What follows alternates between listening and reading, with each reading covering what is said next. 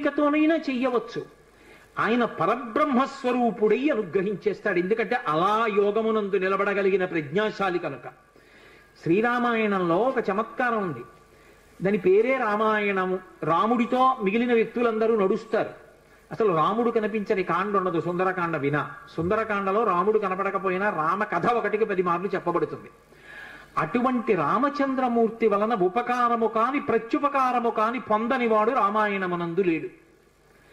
ఆయనకి ఉపకారం చేసిన వాళ్ళందరికీ ప్రత్యుపకారం చేశారు.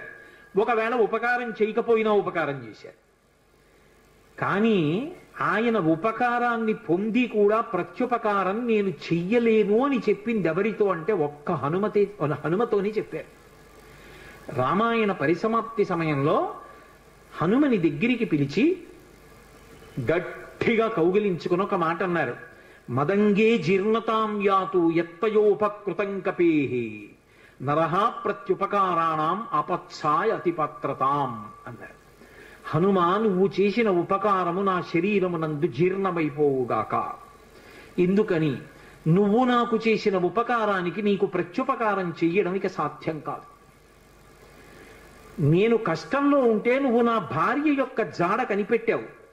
ఇప్పుడు నీకు ప్రత్యుపకారం చేయాలంటే నీకు అటువంటి కష్టం కలగాలి. కోరచ్చా నేను? అందుకని నేను కోరను. నీకు అటువంటి ఆపద రాదు. కాబట్టి నీకు నేను ప్రత్యుపకారం చెయ్యలేను. నీవు చేసిన ఉపకారము నా శరీరమునందు జీర్ణమైపోవుగాక అని కౌగలించుకున్నారు. హనుమ ఒక్కరు తప్ప రామాయణం మొత్తం మీద ఈ స్థితిని పొందిన వారు వేరొకరు లేరు. అందుకే రామచంద్రమూర్తి అవతార పరిసమాప్తి సమయంలో ఆయనతో అందరూ వచ్చేస్తానని వెనక వెళ్ళిపోతున్నప్పుడు హనుమని కూడా అడిగారు. హనుమా, నువ్వు వస్తావా అని అడిగారు. రామచంద్ర ప్రభో, మీరొకటి, మీ కథ ఒకటి, మీ నామం ఒకటి కాదు. ఎక్కడ ఏమి తెలిసినా తెలియకపోయినా రామనామము రామనామము రమ్యమైనది రామనామము అంటే అక్కడ పెడతా. రామ కథ చెప్తే పెడతా, రామాయణం చెప్తే పెడతా. ఇప్పుడు రాముడు అన్నాడు, మక్కథా ప్రచరిష్యంతి యావల్లోకే హరీశ్వర తావద్రమస్య సుప్రీతో మద్వాక్యమనుపాలయం. రామశాసనం హనుమకి. ఎక్కడ రామనామం చెప్పినా, ఎక్కడ రామ కథ చెప్పినా, ఎక్కడ రామాయణం చెప్పినా హనుమాను అక్కడికి వెళ్ళి కూర్చుని వింటూ ఉండు. హనుమ సభలోకి వచ్చారు అంటే సభలో ఉన్న వాళ్ళందరికీ మంగళమే. నన్ను నమ్మండి, చచ్చిపోయేవాడు కూడా బతుకుతాడు. హనుమ దర్శనం అంత గొప్పది. ఆయన దర్శనం చేస్తే చాలు.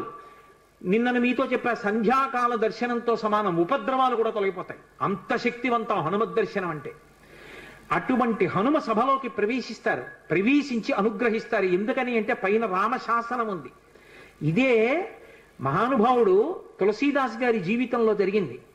తులసీదాస్ గారు ప్రతిరోజు గంగానదిలో స్నానం చేసి చెంబుతో కాసిన నీళ్లు తీసుకొచ్చి రావి చెట్టు మొదట్లో పోసి రావి చెట్టు కింద కూర్చుని తపస్సు చేస్తుండేవారు. ఆ రావి చెట్టు మొదట్లో గంగ నీళ్లు పోస్తుంటే గంగాజలం తగిలిందో ఏమో ఒక బ్రహ్మరాక్షసుడు పైనుంచి కిందకి దిగాడు.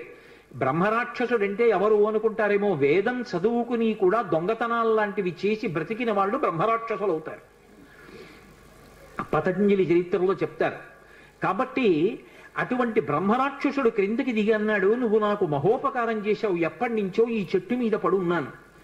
నువ్వు గంగాజలాన్ని తెచ్చి ఈ చెట్టు మొదట్లో పోసినప్పుడు గంగాజల స్పర్శ చేత నా పాపం శమించింది.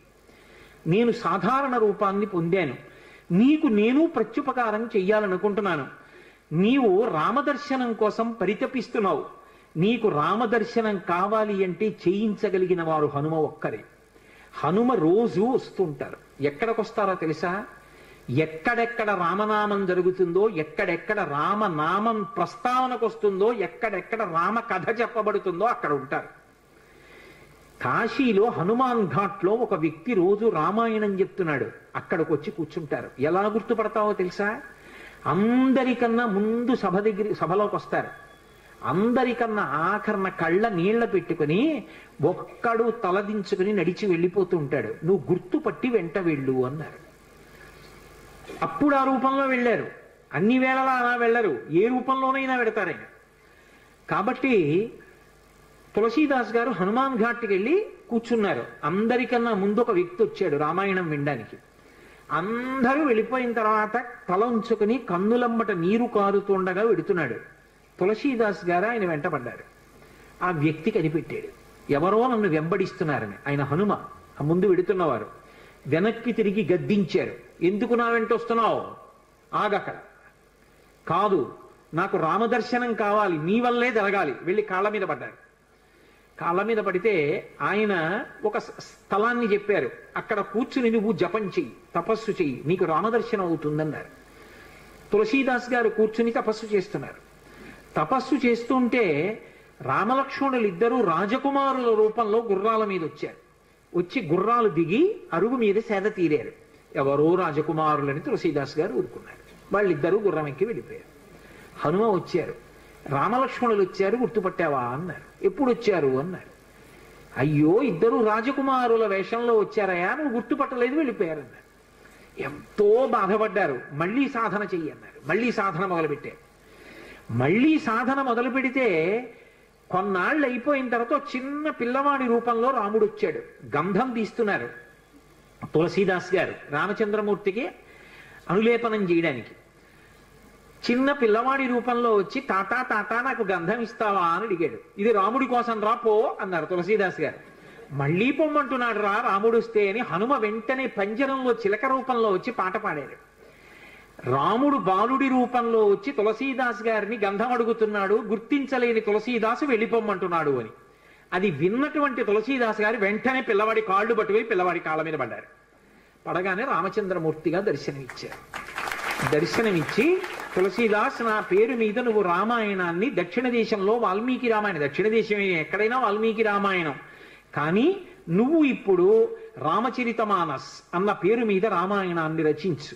ఉత్తర భారతదేశంలో రామచరితమానస్కి ఎంత గౌరవం అంటే, మీరు ఆలయాల్లోకి వెళ్ళండి, వ్యాసపీఠాలు పెట్టి దాని మీద రామచరితమానస్ పెడతారు. గుళ్ళోకి వెళ్ళిన వాళ్ళు కనీసం ఒక్క శ్లోకమైన అందులోంచి చదువుకుని చక్కగా ఓ పువ్వు ఏదో పెట్టి నమస్కారం పెట్టొస్తారు. రామచరితమానస్కి అంత గొప్ప. విచిత్రం ఏంటంటే హనుమాన్ చాలీసా, రామచరితమానస్ రెండు తులసీదాస్ గారి శరీరంతో ఉండగానే ప్రఖ్యాతి వహించేసాయి.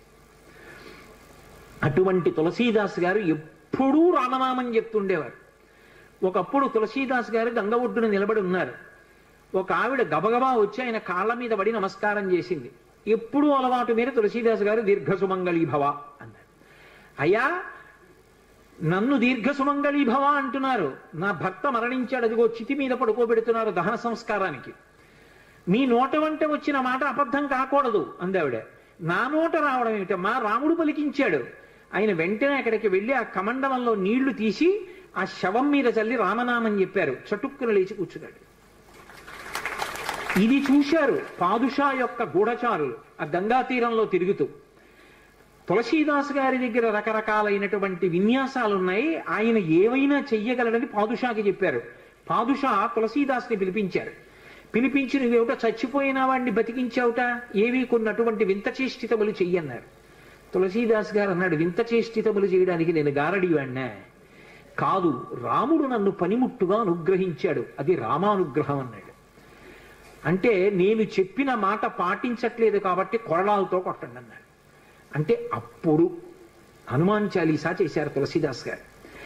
కళ్ళు మూసుకుని హనుమని తెలుసుకుని హనుమాన్ చాలీసా చేస్తుంటే భటులు వచ్చి కొరడాలు పట్టుకుని కొట్టడానికి పైకెత్తుతున్నారు.